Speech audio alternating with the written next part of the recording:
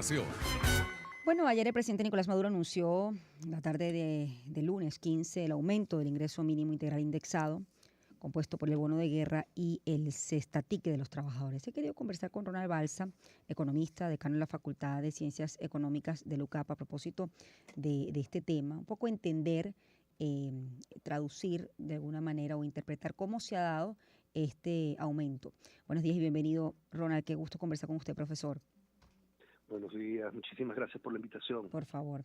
Bueno, hablemos de este anuncio, ¿no? Un poco cómo interpretarlo, cómo entenderlo desde el punto de vista, digamos, económico, desde aquellos que no manejan, por así decirlo, digamos, toda la variable económica, sino que, bueno, al final lo que el que nos está escuchando, lo que quiere saber es cuánto realmente ha quedado y cuánto va a recibir cada mes. ¿Mm? Sí, bueno, es muy bueno plantear la pregunta así, porque incluso durante el anuncio el presidente se confundió con las cifras y luego dijo son $100, tranquilos, ¿no? O sea, como si bastara la cifra. Y no, cuando él hace referencia al ingreso mínimo, hay quienes lo confunden con el salario mínimo, pero en el ingreso mínimo únicamente sumó dos bonos, el bono de guerra y el cestatique, y omitió sumar el salario mínimo. El salario mínimo sigue en 130 bolívares, es el que tiene incidencia sobre las prestaciones, sobre las vacaciones, sobre las utilidades.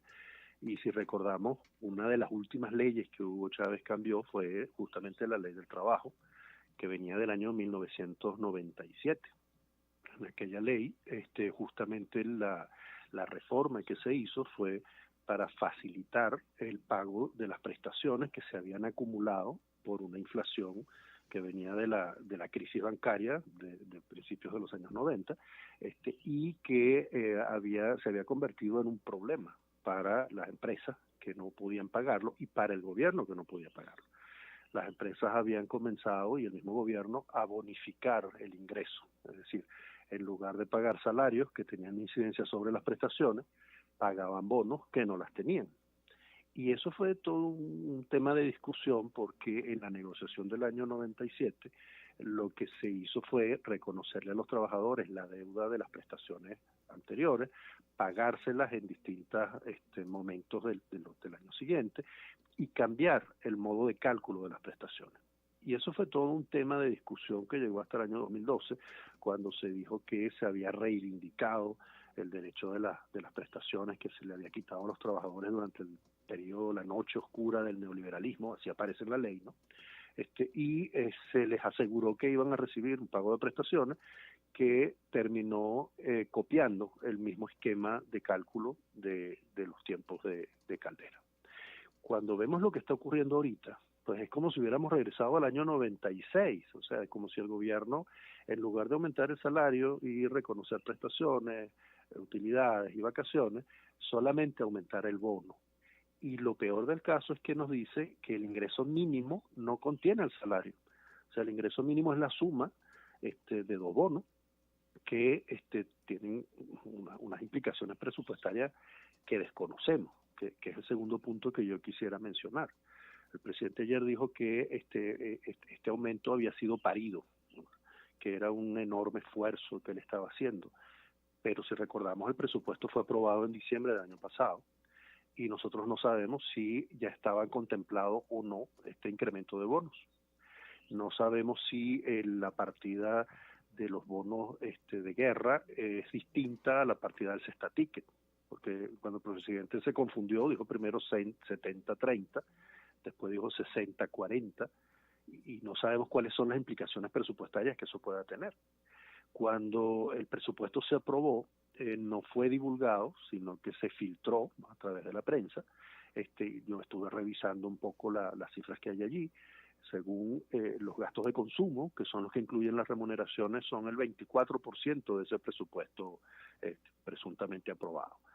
Yo no sé si allí están los pagos de salario, si están los pagos de bonos, si están los pagos de pensiones de los trabajadores.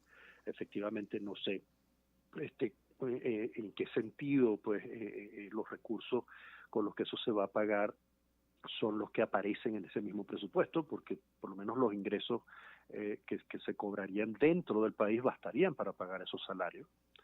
Hay quienes dicen que los aumentos de salario siempre implican emisión monetaria. Yo no creo que sea el caso Mm, necesariamente, pero nosotros no tenemos información detallada. El presidente habló ayer más de 5 horas y dio algunas cifras, pero yo no tengo cómo revisar hoy, a menos que oiga las 6 horas otra vez, ¿no? En un documento escrito, cuáles son las cifras que respaldan todo lo que él dijo ayer. sí.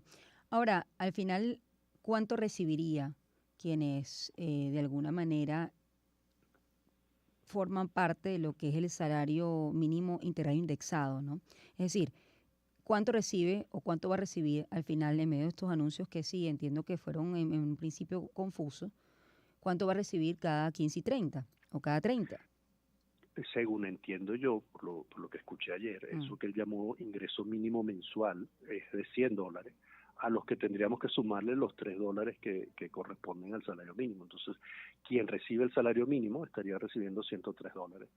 Y el presidente dice que es el primer empuje y que el que buen entendedor entenderá, pero yo no entiendo, la verdad, si eso implica que en mayo va a haber un aumento de salario mínimo o no, porque no se ha tocado el salario mínimo, lo mencionabas al principio, desde marzo del 2022. Ahora, la pregunta es, el tema del salario es si, porque entiendo también se anunció que podrían venir otros más, ¿no? Sí. En medio además de un año que, bueno, que es electoral, ¿no? Pero que este, y así lo dijo el presidente, no va a ser el último, sino vendrán otros, ¿no? Entonces, la pregunta es si tenemos la capacidad como para aumentar progresivamente el salario. Si esa es una posibilidad real para las cuentas del gobierno en este momento. Bueno, lo primero es que ayer no aumentó el salario, o sea, ayer aumentó los bonos. Mm. La diferencia es clave porque justamente el aumento del salario genera incidencia sobre las prestaciones y aumenta los compromisos, los pasivos laborales del gobierno. Entonces, el gobierno ha optado por aumentar bonos durante todo este tiempo, lo que implica que sus obligaciones laborales, la cantidad de recursos que el gobierno tiene que parir, en palabras del presidente, es menor cuando aumenta los bonos que cuando aumentan los salarios. Así que hasta ahora no ha habido aumento de salario. Ese aumento del ingreso mínimo es como un aumento de los bonos que el gobierno está dando a los trabajadores, que no sabemos por cuánto tiempo más va a utilizar como estrategia para aumentar los ingresos. Y saber, justamente por eso es que yo insisto tanto en el tema del presupuesto, porque tu pregunta es clave para mí. O sea, ¿por qué el gobierno dice que tiene que parir los recursos? ¿Por qué el gobierno dice que no los tiene si tiene un presupuesto? O sea, ¿en qué está gastando el resto? O sea, ¿a qué se dedican todo el resto de recursos que no van al trabajo? Porque ya hay quienes han dicho que no es posible aumentar el salario si no aumenta la productividad. Pero en mi caso particular, yo pienso que la productividad de los médicos, de los maestros, de los profesores universitarios, de los enfermeros, de todas las personas que trabajan en mantenimiento en los hospitales y en las escuelas, va a aumentar si se les aumenta el salario. O sea, porque ha caído tanto, ya es tan bajo, que tienen que buscar trabajo en otras partes y no pueden dedicarse exclusivamente a lo que están haciendo.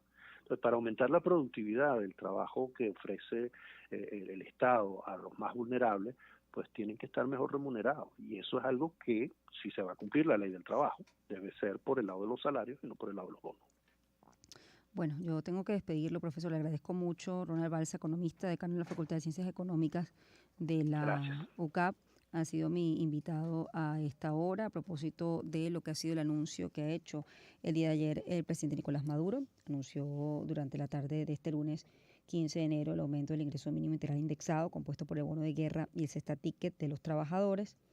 Pero según lo que justo nos comentaba el profesor Ronald Balsa, no ha sido el salario mínimo que beneficia directamente a los jubilados y los pensionados. Oye, me quedó también ese tema pendiente para tratar con Ronald, pero bueno, cuestiones de tiempo no pude